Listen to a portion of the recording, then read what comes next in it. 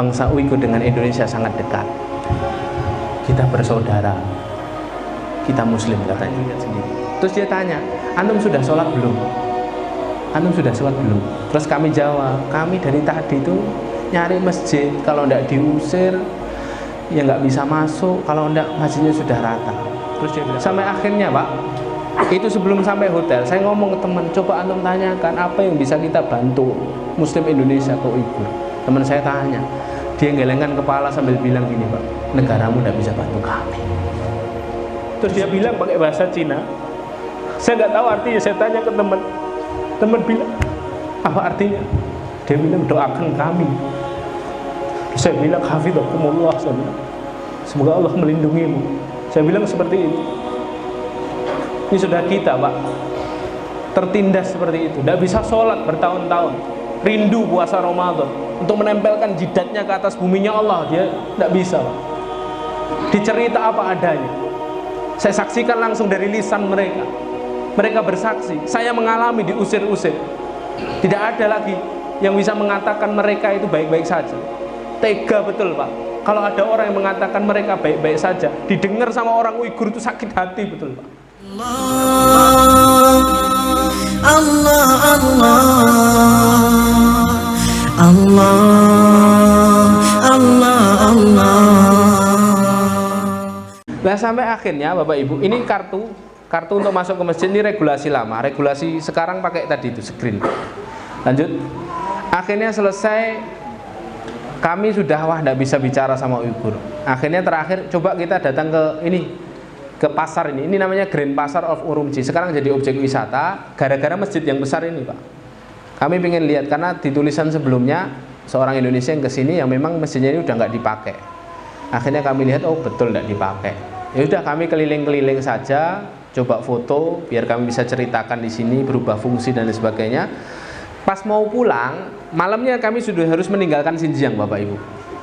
Tapi pas mau pulang, ya kami itu kesulitan nyari taksi karena di objek wisata ini orangnya rame. Taksi itu semuanya sudah ditumpangi oleh penumpang lain.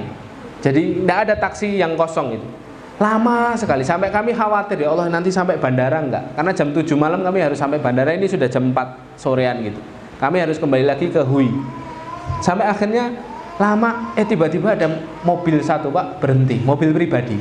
Set, berhenti di depan kami, nurunin penumpang. Terus sopirnya Uighur nanyain kami, taksi katanya. Iya taksi, ini taksi katanya. Jadi ini semacam apa? Mobil yang ditaksikan, mobil ilegal yang narik penumpang, dikomersialkan. Taksi ini taksi, ayo masuk katanya. Masuk Pak, subhanallah. Di last minute kami sebelum keluar dari Xinjiang, kami dipertemukan Allah sama orang ini. Namanya Islam Pak, nama sahabat, ya kan? Kami dipertemukan dia membuka semua fakta di Uighur di tempat yang paling aman, di mobil yang tidak ada CCTV-nya. Ini mobil pribadi Pak. Dia tanya di jalan itu, dia tanya, kalian dari mana? Indonesia. Ini jawabannya beda Pak. Kalau yang lainnya kan langsung bilang Muslim gitu kan. Pas kami jawab Indonesia apa jawab dia, ya kan? Bangsa Uighur dengan Indonesia sangat dekat. Kita bersaudara, kita Muslim katanya. Terus tanpa itu pas dia ngomong gitu, temen kan tak tanya, dia ngomong apa? Dia bilang gini, itu Pak, merinding saya Pak. Wah ini berarti orang terbuka nih, tahu kita ini.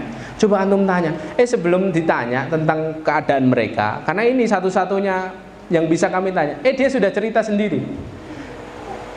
Akhi kata dia, di sini itu dulu di Xinjiang itu ada 200.000 masjid.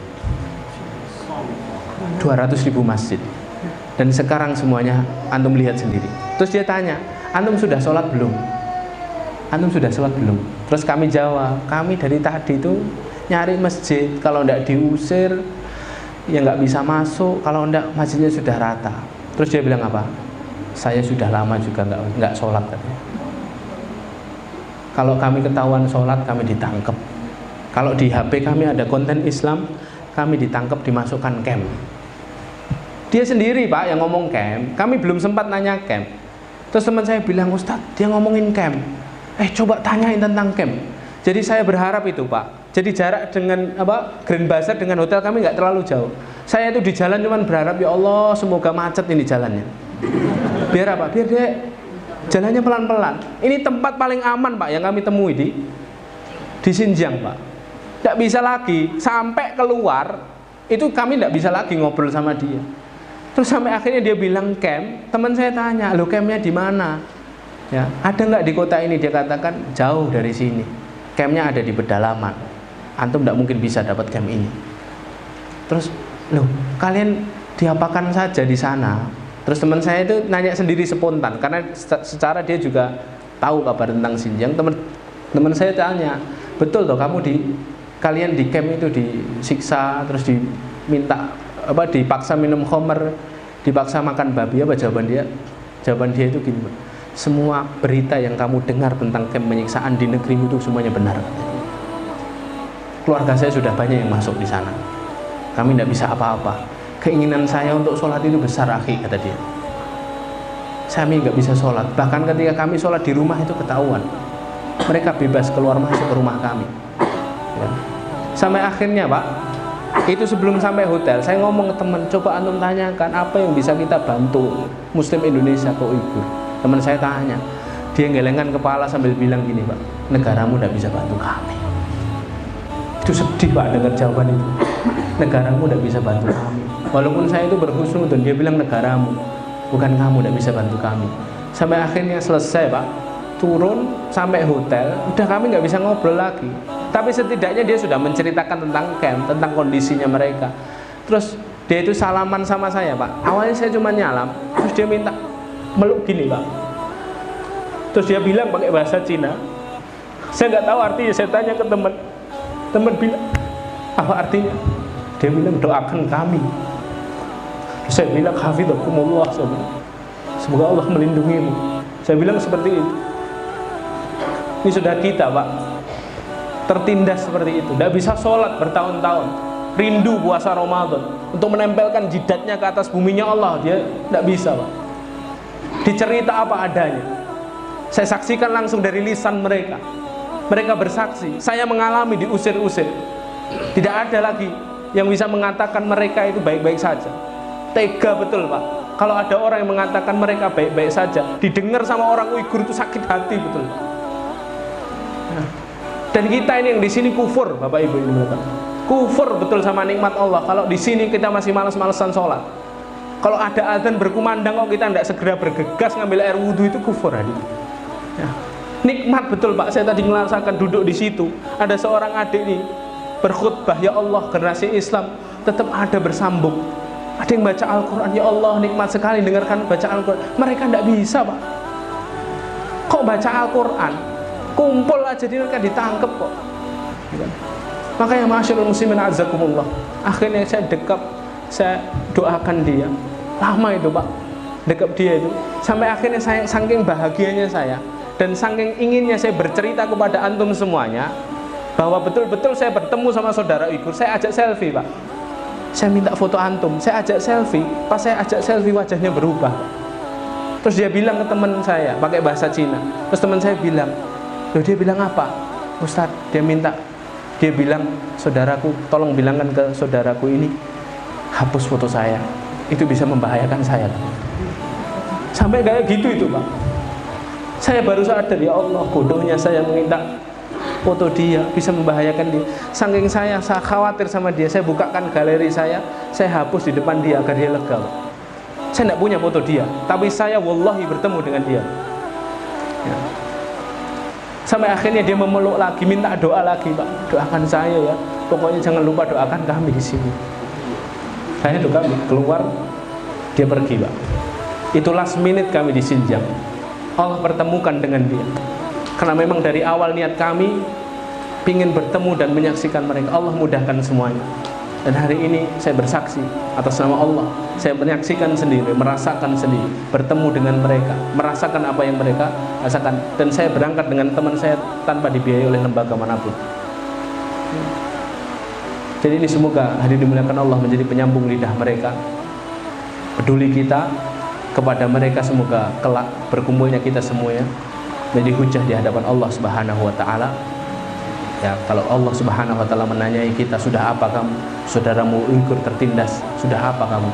Sudah peduli apa dengan mereka? Sudah mendoakan belum kalian? Sudah menolong belum kalian dengan harta-harta kalian, dengan tenaga-tenaga kalian? Maka nanti teman-teman yang dimuliakan Allah, saya boleh kasih satu informasi, satu hal kesimpulan. Orang-orang Uighur yang ada di dalam Xinjiang memang tidak butuh harta kita.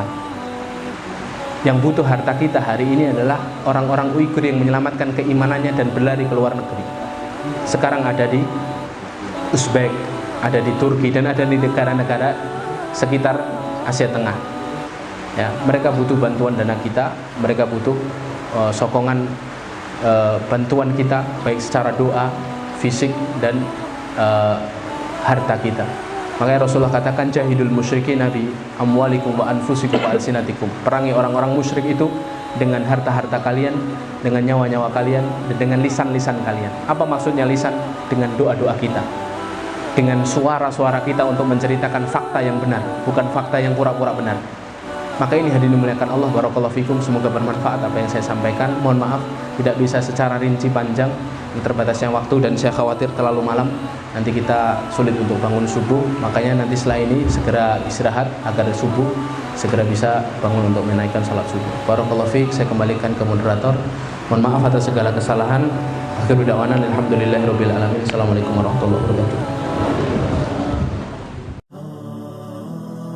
قالوا إنها